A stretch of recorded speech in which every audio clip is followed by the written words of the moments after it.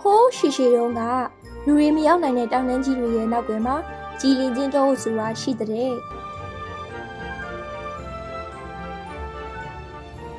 အဲ့ဒီတော့ကြီးထဲမှာပန်းတွေကတချင်းဆိုကြတယ်တပင်ကြီးတွေကပုံမြင်ပြောပြကြတယ်အားလုံးဟာရောက်ဆုံးချထားသလိုအရန်လာတာပေါ့အဲ့ဒီတော့လေးကိုစောက်ရှောက်တဲ့နှစ်သမီးလေးတစ်ပါးရှိတဲ့အရန်ကိုချစ်စရာကောင်းတဲ့နှစ်သမီးလေးရဲ့နာမည်ကတော့လာယာလို့ခေါ်ပါတယ်လာယာမှာတောက်ပါပြီးအရန်ကိုလှပတဲ့တောင်ပန်လေးတွေရှိပါတယ်သူမပြန်တန်းလိုက်တိုင်းပန်းမွန်လေးတွေကလန်းဆန်းသွားပြီးဖူးပွင့်လာလေးရှိပါတယ်ဒါပေမဲ့တနေ့မှာတော့ထူးဆန်းတဲ့အဖြစ်အပျက်ကြီးတစ်ခုဖြစ်ခဲ့ပါတယ်တမန်နဲ့မှာတော့လာယာလေးအိယာကနေနိုးလာတဲ့အချိန်တော့ကြီးတစ်ခုလုံးမှိုင်းညိုနေတာကိုတွေ့လိုက်ရပါတယ်တိတ်ကိုလှပတဲ့ပန်းနီနီလေးတွေကဘီကိုရောင်လေးဖြစ်သွားတယ်ညခင်းစိမ့်စိမ့်လေးတွေကလည်းခြောက်တွေ့ပြီးအယောင်ဆင်းမရှိပဲညှိုးနှွမ်းနေတာကိုအံ့ဩစွာနဲ့မြင်တွေ့လိုက်ရပါတယ်။တော့ကြီးတစ်ခုလုံးအယောင်တွေအားလုံးပျောက်ဆုံးသွားတာပေါ့။ဒါဘလို့ဖြစ်တာလဲ။လာယာထိတ်လန့်သွားတယ်။အဲ့ဒီအချိန်မှာတော့ဆောင်လက်ဆို့အဖိုးကြီးတယောက်ကအယောင်တွေကိုခိုးယူပြီးဟောတစ်တာနဲ့ထည့်သွားတာကိုလာယာလေးတီးလိုက်ရပါတယ်။တော့ကြီးအယောင်ပြန်ရဖို့ဆိုရင်ပညာရှိလေးဘိုးဘိုးကြီးပေးတဲ့ပဟီရီသုံးခုကိုဖြည့်ရှင်းနိုင်မှ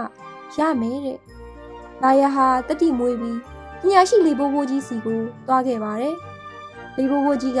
သူမကိုစမ်းသပ်ဖို့ပဟီရီသုံးခုမေးလိုက်တယ်။လေးဘိုးဘိုးကြီးမေးရဲ့ပထမဆုံးပဟီရီကတော့ဘယ်ရာကလက်ဆောင်ပေးလို့ရပြီမဲ့ပေးရသူစီမလဲကြံနေခဲ့တယ်လေ။လာယာကစဉ်းစားတယ်။အဲ့ဒါကအပြုံးပါဟုတ်ပါတယ်။အပြုံးကိုတခြားသူကိုပေးလိုက်ပေမဲ့ကိုစီမာလည်းကြံနေခဲ့တာပေါ့သူမဖြေလိုက်တာနဲ့တောအုပ်ထဲကပန်းလေးတွေနီအောင်ပြန်ဖြစ်လာတယ်ဒုတိယပဟေကြီးကိုလေးဘိုးဘိုးကြီးကဆက်မိရဲ့